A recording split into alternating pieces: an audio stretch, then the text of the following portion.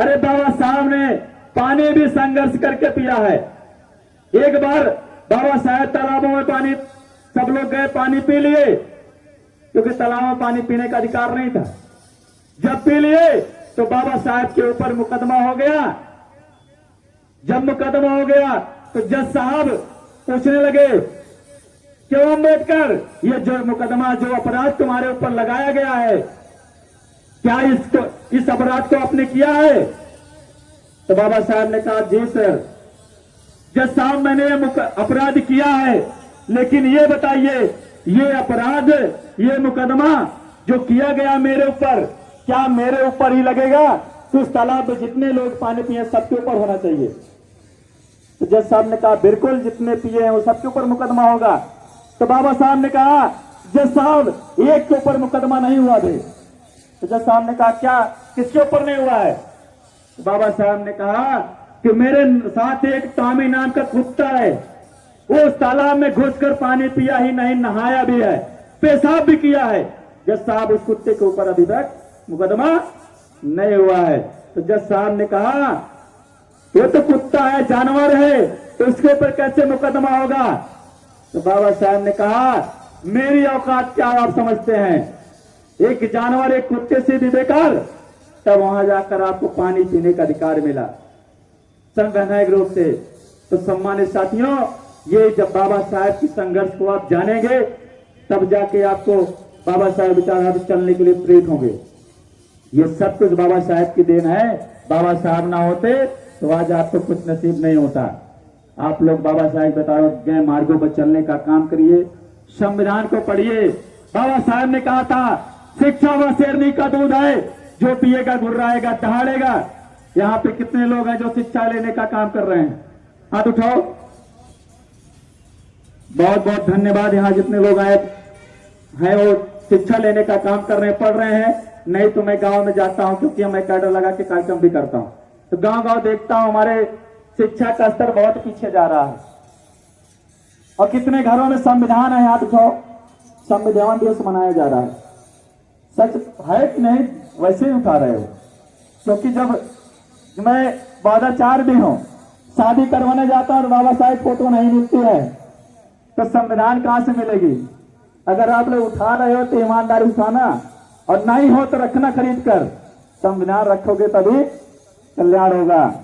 सम्मानित साथियों, मेरे पास समय ज्यादा नहीं है, मुझे अगले कार्यक्रम में जाना है, इसलिए मैं अपनी बात कम शब्दों में रखना चाह रहा हूं कि अपनी जिंदगी जो औरों के नाम करता है, सारा जहां उसे एहतराम करता है। अपनी जिंदगी जो औरों के नाम करता है, सारा जहां उसे एहतराम करता है। मिट गए दूसरों की प्यास बुझाने में, उसी एक बोझ को सागर सलाम करता है, उसी एक बोझ को सागर सलाम करता है। सम्मानित साथियों, आज चाहे मोदी हो चाहे योगी हो, बाबा साहब को नमन करते हैं, माला चढ़ाते हैं ना, चढ़ाते हैं कि नहीं चढ़ाते? नमन करते हैं, इनके पैरों में गिरते हैं। क्यों गिरते हैं? क्योंकि आज इनके वजह से ही उनको भी न्याय मिल रहा है। नहीं तो किसी मठ में जाकर वही पंडिताई करते होते, पुजारी बनते। ये बाबा साहब का कानून है, बाबा साहब का संविधान है। उनको भी मुख्यमंत्री बनने का अवसर मिला और मोदी जी को प्रधानमंत्री बनने का अवसर मिला।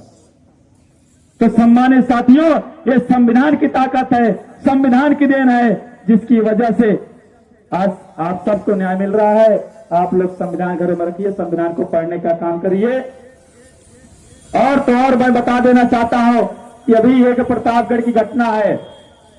अभी आप लोग जानते होंगे, सुप्रीम कोर्ट ने एक फैसला दिया था कि SC/ST आरक्षण में क्रिमिनल लगा देंगे, वर्गीकरण करेंगे। तो उसमें भारत बंद किया गया था 21 अगस्त को। तो सम्मानित साथियों, आप लोग को जानकारी होना चाहिए कि प्रतापगढ़ में पूरा भारत बंद किया गया था, और प्रतापगढ़ में हम लोग बंद करने का काम किए थे। ये एक चौराहा है, चौक घंटाघर। चौक घंटाघर के ऊपर सम्राट अशोक की लाट लगी हुई है। वहां पर भागवा RSS का झंडा लगा हुआ था, जिसको हम लोग हटाने का काम किए थे। वहां तिरंगा झंडा जो देश का प्रतीक है, राज चिन्ह है, राज चिन्ह के ऊपर तिरंगा झंडा लगाने का काम किया था। लेकिन ये मनवादी जो सोच के लोग हैं, उस झंडे को हटाकर वहां फिर से RSS का जो प्रतीक है, उस झंडे को लगाने का काम किए थे। अभी कल हाल ताजे में कल की बात है कि ये जो भीम आर्मी के सिपाही हैं और अंबेडकर नौदल के साथी हैं, सभी लोगों ने मिलकर चौक घंटाघर पर फिर से उस आरएसएस के प्रतीक जो भगवा झंडा है उसको हटाकर नीचे फेंका गया, साथ में वहां तिरंगा झंडा लगाने का काम किया गया है। अगर अभी उसकी लड़ाई अधूरी है, पूरी नहीं हुई है। वह चौक जो है भरत चौक के नाम से कर दिया गया है, जबकि वो भरत चौक नहीं है, वो सम्राट अशोक चौक होना चाहिए, क्योंकि वहां अशोक का लाट लगा हुआ है, तो वह सम्राट अशोक का चौक चौराहा भी बोला जाना चाहिए, और भरत चौक नहीं होना चाहिए। इसकी भी लड़ाई लड़ने का काम आप आगे चलकर मिलकर करेंगे, क्योंकि आज आपका इतिहास मिटाया जा रहा है, आपके जो प्रतीक है उसको डाइवर्ट किया जा रहा है। जब तक आप उसकी आवाज नहीं उठाएंगे तब तक आपका जो व्यवस्था है वो बनने वाली नहीं है। ये विदेशों में जाते हैं, मोदी जी तो क्या करते हैं, दुनिया को क्या कर दिए हैं, मंचों पे कहते हैं मैं दुनिया को युद्ध नहीं चाहता हूं, दुनिया में मैं दुनिया को बुद्ध दिया हूं, शांति मानवता की बात करते हैं, और यहां आते हैं तो बुद्ध का नाम नहीं लेते हैं। क्या नाम लेते हैं आप लोग बताओ? जय श्री राम कहते हैं ना। तो सम्मानित साथियों, जय श्री राम का नारा लोग लगाते तो जरूर है, लेकिन उनको ये इस बात को पता नहीं है कि राम को भी न्याय बाबा साहेब का कानून, बाबा साहेब का संविधान दिया है, क्योंकि वो भी बाबा साहेब के सामने झुकाए हैं और ये चिल्ला चिल्ला के बताए हैं कि बाबा साहेब का कानून, बाबा साहेब के संविधान के आगे कि मैं यही पैदा हुआ था, मुझे न्याय मिलना चाहिए। तब जाके बाबा साहेब का कानून, बाबा साहेब का संविधान और न्यायपालिका ने आदेश दिया, ठीक है बेटा तुम वहीं पैदा हुए, तुम्हारी मंदिर वहीं बनेगी। बनी कि नहीं? कौन दिया आदेश? कौन दिया बताओ? संविधान ना। तो संविधान बड़ा है कि राम बड़ा है बताओ? किसके शरण में जाना चाहिए आपको? अरे आपको ही नहीं, इस भारत देश के प्रत्येक नागरिक को संविधान के शरण में जाना चाहिए, चाहे जो व्यक्ति हो, चाहे हिंदू हो, चाहे मुस्लिम हो, चाहे सिख हो, चाहे जैन हो, सबको संविधान के शरण में जाना चाहिए, क्योंकि संविधान ही उनको पूजा करने का अधिकार देता है। मुस्लिम है तो नमाज पढ़ने का अधिकार संविधान देता है, हिंदू है तो प्रार्थना करने का और पूजा करने का अधिकार संविधान देता है, और ईसाई है जो प्रार्थना करते हैं यीशु वाले, उनकी भी इजाजत संविधान देता है। अगर संविधान ना होगा तो इनको भी प्रार्थना करने का, पूजा करने का, नमाज पढ़ने का अधिकार नहीं मिलेगा, क्योंकि आपस में लड़ते रहेंगे। तो इनको भी ये अपने धर्मों को बढ़ाने का, पूजने का अधिकार संविधान देता है। ये संविधान सबसे बड़ा है और भारत का राष्ट्रीय ग्रंथ है, इसको हर घरों में पहुंचाना है और हर बच्चों को इसके विषय में भी बताना है। जिस दिन ये जान जाएंगे उस दिन आगे बढ़ेगा, उस दिन ये परिवर्तन आएगा। बाबा साहब ने कहा था, गुलामों को गुलामी के एहसास करा दो, गुलाम खुद गुलामी की जंजीर को काट कर फेंक देंगे। आज जरूरत है गुलामों को एहसास कराने की। इनको ये नहीं पता है, सम्मानित साथियों को मैं गुलाम हूं। यहां भी काफी गुलाम बैठे हुए हैं। कैसे जानते हैं?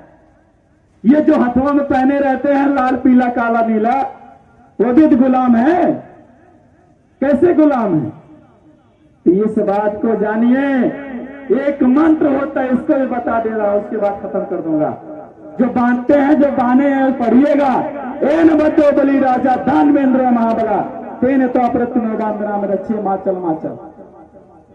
इसका इतिहास आप जानिए कि राजा बलि जो आपका शूद्रों का और द्रविड़ों का राजा था, राजा बलि उसको छल कपट धोखे से गुलाम बनाया गया, उसके राजपाट धन धरती सब छीन लिया गया, बांधकर।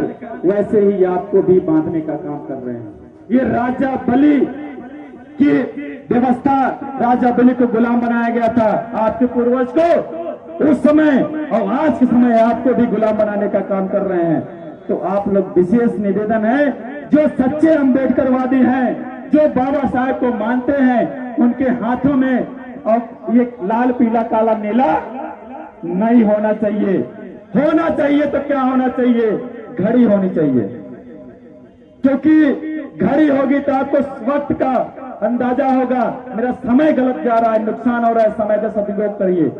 तब जाके मिशन पूरा होगा। इन्हीं सब बातों के साथ अपनी बात को विराम देते हुए मैं कहना चाहता हूं, कर सको तो अपनी बाड़ी में वो हुनर पैदा करो, हुक्माओं का बदल दे वहां असर पैदा करो। चाहते हो इसी तरीके से मान सम्मान सम्मान की जिंदगी, अपने बच्चों को पढ़ा लिखा कर हर घर में एक एक अम्बेडकर पैदा करो, एक एक अम्बेडकर पैदा करो। क्योंकि एक बार बाबा साहब आए, आपके कमर से झाड़ू, गले से हाड़ी हटा के चले गए, मान सम्मान सम्मान की जिंदगी दे के चले गए। अब कोई बाबा साहब, कोई काशीराम आने वाले नहीं है। आप सब लोग की जिम्मेदारी है कि अपने बच्चों को पढ़ा लिखा कर बाबा साहब काशीराम, ज्योतिबा फुले, छत्रपति साहू जैसे, ललाई सिंह यादव ये पैदा कर दो हर घर में, जिससे मिशन बढ़े, संविधान की रक्षा हो। इन्हीं सब बातों के साथ आप लोगों ने मेरी बात को सुना और उम्मीद करते इसमें चलने का काम करेंगे। बहुत बहुत आभार व्यक्त करते हुए आप सभी को पुनः जय भीम, नमो बुद्धाय, जय बहुजन समाज, जय संविधान।